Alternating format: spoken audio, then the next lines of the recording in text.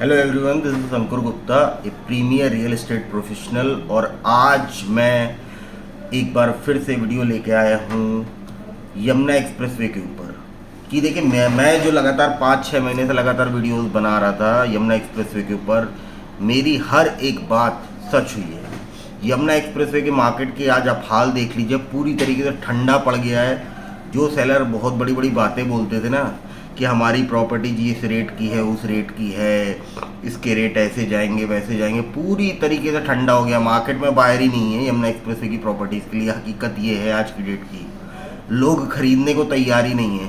क्योंकि देखिए, सपने कब तक बेचे जा सकते हैं? जब तक ग्राउंड पे हकीकत भी दिख रही है। लोगों को ग्राउंड पे हकीकत कुछ दिख नहीं रही थी, बातें बताई जा रही थी आपको, बायर्स भी उन सब चीज़ों से अवेयर होता जा रहा है। लोग मेरे साथ कनेक्ट करते हैं, मेरे साथ जुड़ते हैं ना, तो लोग मुझसे हमेशा यही बात बोलते हैं कि अंकुर जी, आप हर बात बिल्कुल सच्चाई और ईमानदारी के साथ बोलते हो, इसीलिए आपके साथ जुड़ने में हमें मज़ा आता है।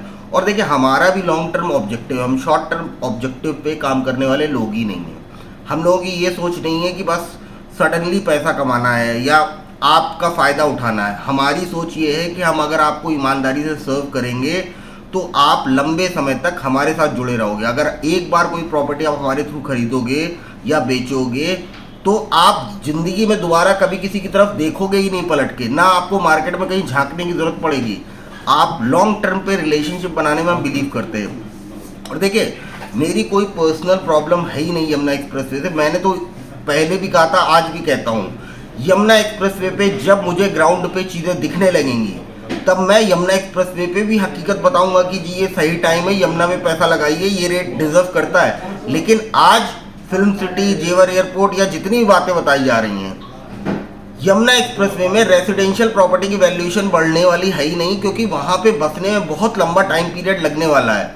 जब तक, क्योंकि मैंने अपने एक पिछले वीडियोस में बताया था कि कितना बड़ा एरिया है, मतलब यमुना एक्सप्रेसवे, यमुना अथॉरिटी के पास ऑलमोस्ट दिल्ली से भी बड़ा एरिया है उनके पास टोटल। और वहाँ पे कैसे लोग बसेंगे? अभी आप जाके बसावट देख लीजिए, यमुना एक्सप्रेसवे के टॉप सेक्टर्स में भी 1% लोग नहीं रह रहे हैं, 5% कंप्लीशन नहीं है, डिमार्केशन नहीं है, 30-40% प्लॉट्स का डिमार्केशन ही नहीं है। तो मतलब आप कैसे एक्सपेक्ट कर सकते हो कि यमुना एक्सप्रेसवे में कोई रहेगा? और मार्केट देखिए ठंडा तभी हो जाता है क्योंकि देखिए, मैंने पहले बताया था कि यमुना का मार्केट कच्चे पैसे के दम पे चल रहा था।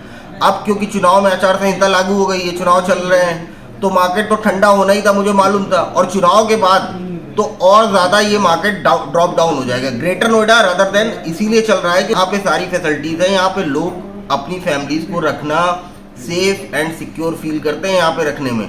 इसीलिए ग्रेटर नोएडा की मार्केट सुस्त ज़रूर हो गई है, लेकिन ग्रेटर नोएडा की मार्केट के रेट कभी नीचे नहीं जा सकते। यमुना के मार्केट के रेट नीचे भी गए, और यमुना की मार्केट, मेरा प्रोडिक्शन ये है कि यमुना की मार्केट में अगर जो बातें बताई जाती हैं फिल्म सिटी या जेवर एयरपोर्ट की, फिल्म सिटी का ऑल्दो कुछ नहीं,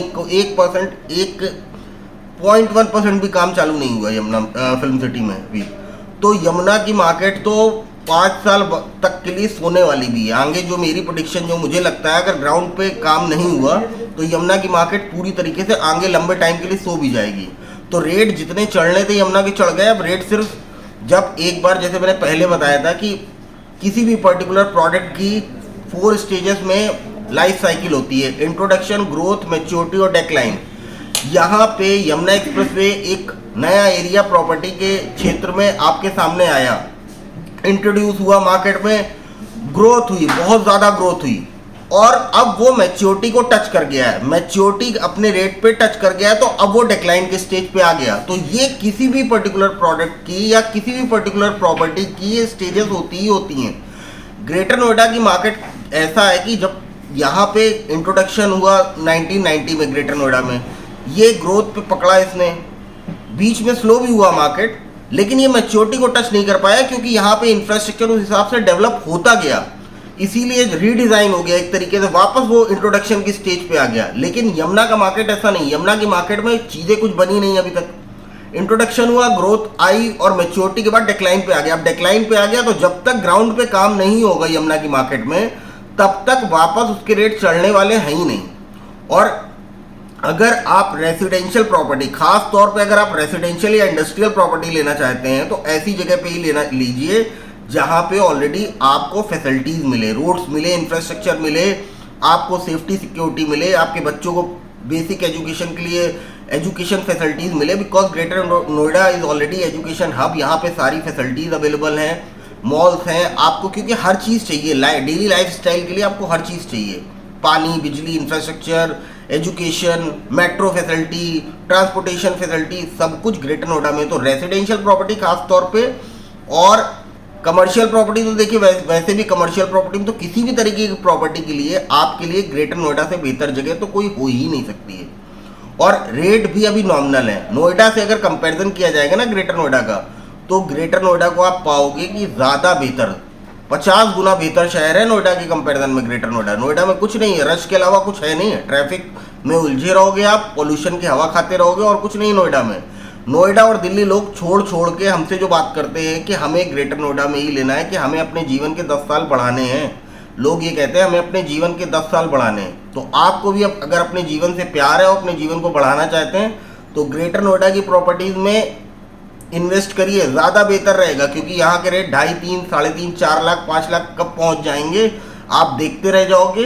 क्योंकि एक चीज़ होती है प्रॉपर्टी में, एक नियम होता है कि प्रॉपर्टी खरीदने के लिए सोचने वाला सिर्फ सोचता रह जाता है और जो क्विक डिसीजन लेता है वही प्रॉपर्टी खरीद पाता है। बाकी मेरे वीडियोस अगर आपको पसंद आते हैं तो please subscribe my YouTube channel, और आप मुझे फेसबुक और इंस्टाग्राम पे फॉलो कर सकते हैं।